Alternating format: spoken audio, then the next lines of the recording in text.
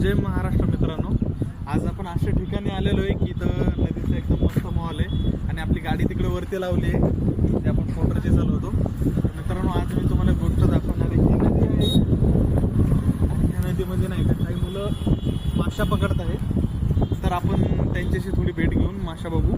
तर चला माझ्या मागे, मी कसा उतरतो खाली ते पण बघा.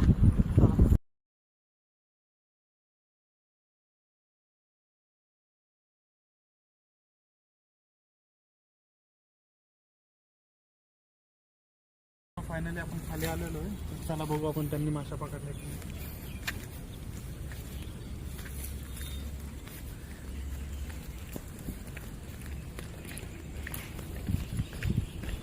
मासे पकडले का नाही एखाद्या तरी.